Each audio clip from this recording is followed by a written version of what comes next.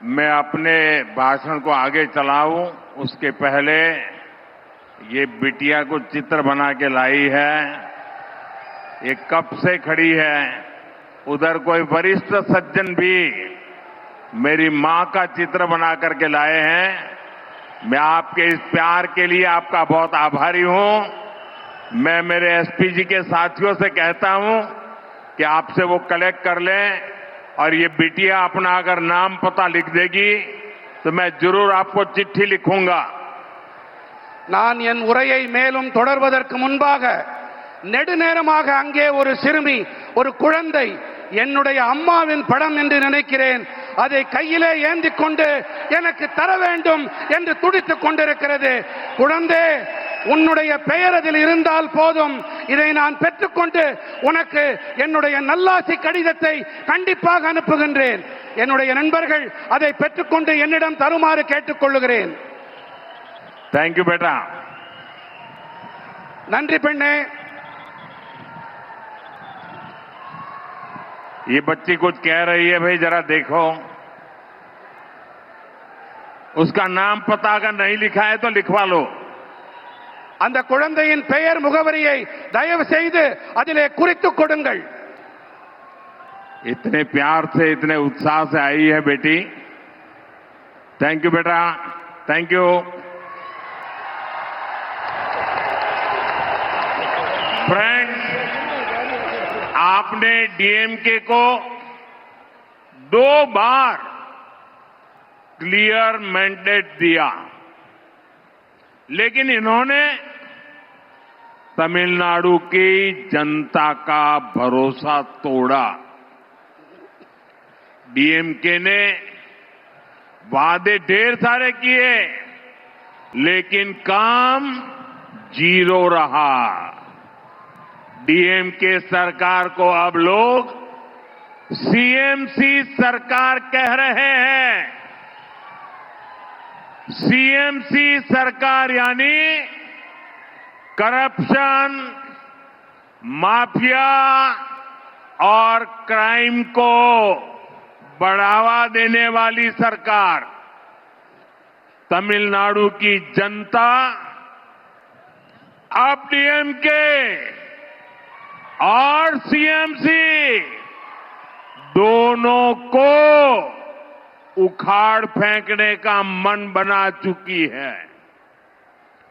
यहां BJP NDA की double engine सरकार बनना तय है।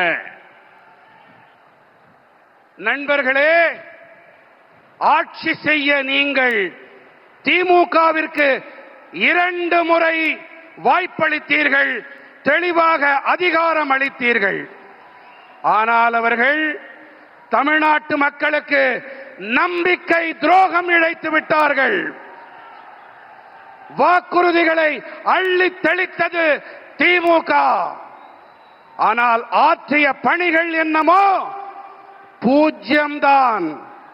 திமுக அரசினை இப்போது மக்கள் சிஎம்சி அரசாங்கம் என்று அழைக்கின்றார்கள், தெரியுமா? சிஎம்சி அரசாங்கம் என்றால் கரப்ஷன், மாஃபியா மற்றும் கிரைம், அதாவது ஊழல், குற்றவாளி குழுக்கள், குற்றங்கள் ஆகியவற்றை ஆதரிக்கும் அரசாங்கம். தமிழ்நாட்டின் மக்கள் இப்போது திமுக மற்றும் சிஎம்சி இந்த இரண்டையுமே வேரடி மண்ணோடு கிள்ளி எறிய வேண்டும் என்று தீர்மானம் செய்து விட்டார்கள். இங்கே தமிழ்நாட்டிலே பிஜேபி என்டிஏவின் இரட்டை என்ஜின் அரசாங்கம் அமைவது உறுதியாகிவிட்டது. फ्रेंड्स, आज तमिलनाडु में एक ऐसी सरकार है जिसे डेमोक्रेसी या अकाउंटेबिलिटी से कोई लेना देना ही नहीं है। डीएमके सरकार सिर्फ एक परिवार की जी हजूरी में ही लगी हुई है। अगर किसी को डीएमके में आगे बढ़ना है तो उसके पास सिर्फ 3 या 4 रूट हैं। Dynasty root, corruption root, abuse women root, abuse our culture root.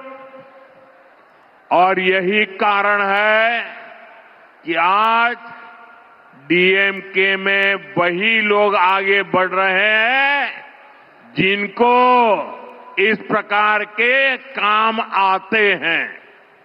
इसका नुकसान पूरे तमिलनाडु को हो रहा है। तमिलनाडु का बच्चा बच्चा जानता है कि कहां कहां कितना करप्शन हो रहा है और करप्शन की ये कमाई किसकी जेब में जा रही है।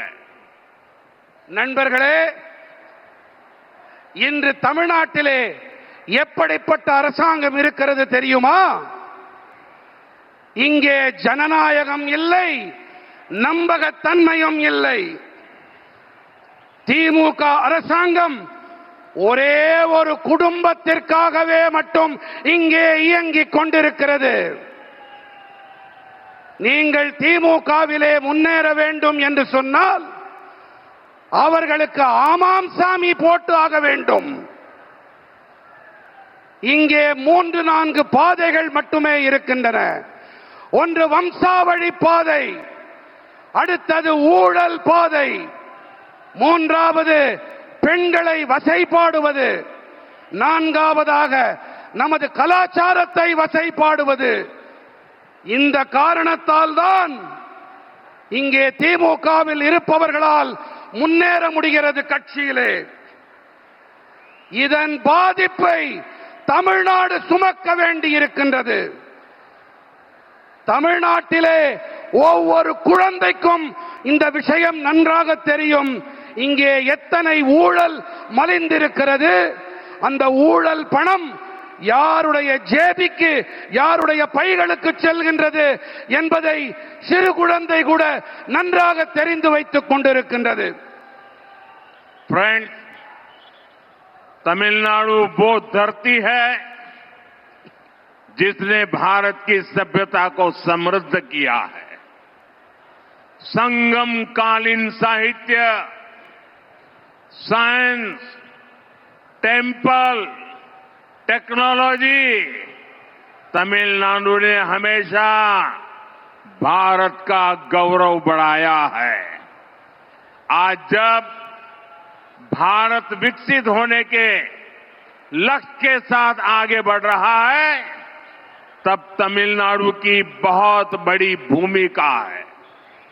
हमें तमिलनाडु को डीएमके की जंजीरों से आजाद कराना ही होगा। तमिलनाडु जितनी जल्दी विकसित होगा, देश भी उतनी ही तेजी से विकसित होगा। நண்பர்களே, தமிழ்நாடு எப்படிப்பட்ட பூமி என்றால், இதுதான் பாரத நாட்டின் பண்பாட்டை வளம் நிறைந்ததாக ஆக்கியது. சங்ககால இலக்கியங்கள், விஞ்ஞானம், ஆலயங்கள், தொழில்நுட்பம் பாரத நாட்டின் கௌரவத்தை உயர்த்தியது.